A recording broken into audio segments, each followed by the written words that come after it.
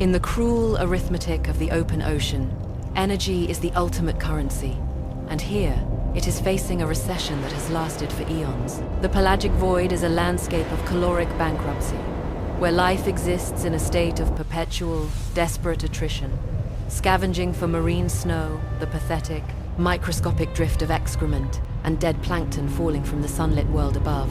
But the ocean is a place of violent exceptions. Once in a generation, the rules of this famine are shattered by a singular, cataclysmic anomaly. It begins at the surface, with the silencing of a lung the size of a small room. A heart weighing 400 pounds beats its final, seismic rhythm, and then stops. This is the death of a great whale. To the human observer, it is a tragedy, the extinguishing of a majestic consciousness. But to the abyss, this is not a death. It is a payload. As the 30-ton Leviathan loses its buoyancy and surrenders to gravity, it transforms. It ceases to be an animal and becomes a vessel, a colossal battery charged with 70 years of solar energy stored in dense blubber and heavy bone. It is a falling star of flesh, hurtling toward a world that has been starved since the dawn of time. This single event will deliver more organic fuel to the seafloor in a few hours than the surrounding environment receives in 2 millennia. It is a paradox of the highest order, an explosion of life born strictly from the architecture of death. We are about to witness the construction of a fortress made of meat, a temporary metropolis rising in the Stygian blackness, fueled entirely by the decaying body of a fallen god. The descent is a slow-motion exile from the realm of light. As the carcass spirals downward, it breaches the twilight zone, where the last, desperate photons are swallowed by the gloom. Here, the ocean undergoes a terrifying physical transmutation. It ceases to be merely water and becomes a crushing atmospheric vice, clamping down on every square inch of matter with the force of a hydraulic press. The temperature plummets to near freezing, locking the blood in the veins and preserving the giant corpse in a state of cryogenic suspension. It does not rot, it waits. Down here, time dissolves. There is only the eternal, suffocating now of the bathypelagic zone. It is a sensory void, a world of absolute, crushing blindness, where life must navigate by the faint, ghostly pulses of bioluminescence, or the pressure waves of water against skin. The silence is profound, heavy enough to fracture the mind. But the whale is indifferent to the pressure stacking miles high upon its ribs. It falls for hours, a lonely monolith in the dark, until it meets the abyssal plane. Impact. It is not a crash, but a muffled, tectonic collision. The blow is softened by the silt of aeons, sending a shockwave through the sediment, a cloud of grey dust billowing up like the smoke from a silent explosion. The giant settles, the stillness returns, but the chemistry of the water has been irrevocably altered. A plume of oil and blood begins to leak from the carcass, caught by the deep ocean currents. It transforms into a chemical siren, a scent of unimaginable potency drifting for miles through the abyss, carrying a single primal message to every predator lurking in the dark. The famine is over. The response to this chemical alarm is not immediate, but it is inevitable. The first arrivals materialize as sluggish shadows detaching themselves from the gloom. Sleeper sharks, the ancient, lethargic ghosts of the deep, glide in with deceptive stillness. They are the heavy machinery of this demolition crew, tearing away the toughest hide. But they are merely the vanguard. The true horror and the true marvel arrives in the form of the hagfish. These are creatures that evolution seemed to design in a fever dream. Primordial, eyeless, and jawless.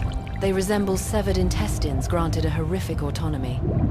They do not swim so much as they undulate through the water column, guided by olfactory senses millions of times more acute than a bloodhound's. Upon striking the whale, the scene descends into a grotesque, writhing frenzy.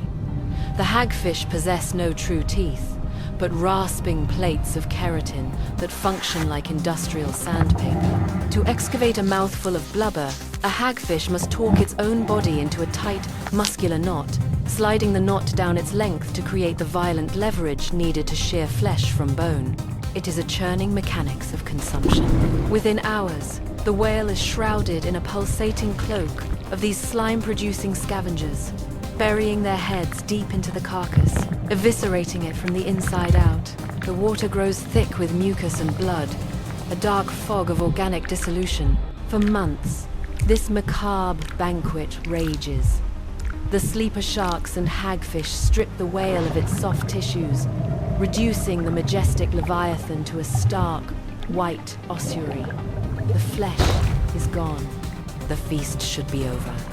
But in this alien world, the end of the meat is merely the beginning of the true colonization. As the mobile scavengers drift away, satiated, the bare bones of the whales stand like the ruins of a Gothic cathedral in the dark. It is now that the Osedax arrive. Their name translates literally to bone devourers. But to the eye, they appear deceivingly delicate, like microscopic crimson flowers blooming on the ivory ribs. These are zombie worms, and they possess a biological superpower that borders on the fantastical. The Osedax have no mouth, no stomach, and no anus. They should not exist. Yet, they are the specialized miners of this calcium quarry. They secrete a potent bio-eroding acid from their skin, a chemical secretion strong enough to dissolve the calcified matrix of the whalebone. They root themselves into the skeleton like living drills, extending green, tendril-like structures deep into the marrow. Inside these roots lies their secret weapon, a captive colony of symbiotic bacteria. These bacteria are the furnace, chemically digesting the fats and oils trapped within the bone and passing the energy back to the worm. It is a perfect, terrifying symbiosis. The Osedax turn the whale skeleton into a thriving garden of red plumes, waving gently in the current, extracting life from the stubborn architecture of death. And they are not alone. The nooks and crannies of the skull and vertebrae become high-end real estate. Crabs scuttle across the ribcage, defending their territories with snapping claws. Snails graze on the bacterial mats that coat the bones like shag carpet.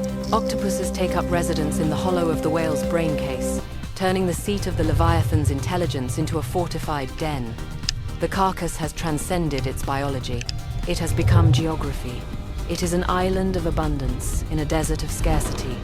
A complex, bustling metropolis supported entirely by the ghost of a single animal.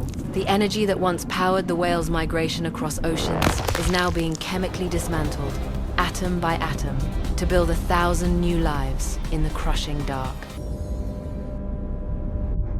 What unfolds upon these bones is more than a biological curiosity. It is a fundamental insurrection against our understanding of planetary life. For centuries, science held the dogmatic belief that the sun was the absolute tyrant of existence, that every calorie of energy pulsing through a living vein must ultimately trace its lineage back to a photon striking a leaf. But the whale fall is a rebellion against this solar tyranny. Here, in the crushing dark, life has liberated itself from the need for light. This ecosystem does not look up to the stars for salvation. It looks inward, into the decaying chemistry of death. It is a form of dark alchemy. The bacteria processing the sulfides from the rotting bone prove that life is not merely a passive recipient of solar warmth, but a voracious chemical opportunist. This realization forces us to redraw the maps of possibility, not just for Earth, but for the cosmos. If a complex, bustling metropolis can flourish in the freezing, crushing, sunless void of the Pacific floor, fueled only by the corpse of a mammal, then the boundaries of the habitable universe have been violently expanded.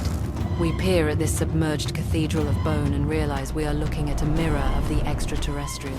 We are seeing the kind of life that might cling to the hydrothermal vents of Europa, or the subsurface, blackened oceans of Enceladus. Life that thrives not in the comfort of the light, but in the obstinate, defiant dark. Decades pass.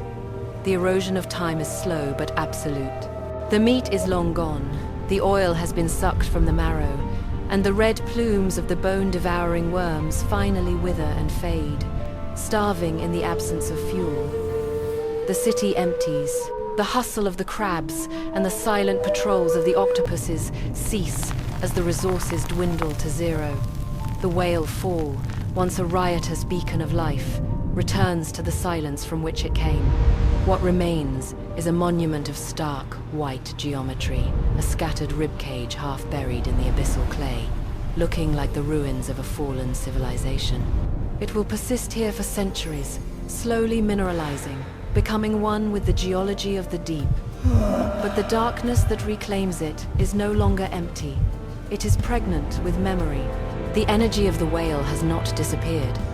It has merely changed form, dispersed into the bodies of 1 million creatures that have scattered back into the void to wait for the next gift from above. In the end, the abyss teaches us a cold, beautiful truth. Nothing is wasted. Death is not an exit, but a redistribution. Far above, miles overhead in the sunlit world, a young calf reaches the surface, taking a breath of air, unaware that it carries within its massive frame the future salvation of a world it will never see. It swims on, a floating fortress of potential energy, waiting for the day gravity will call it home. The deep ocean waits, patient and eternal, knowing that sooner or later, the sky will fall again.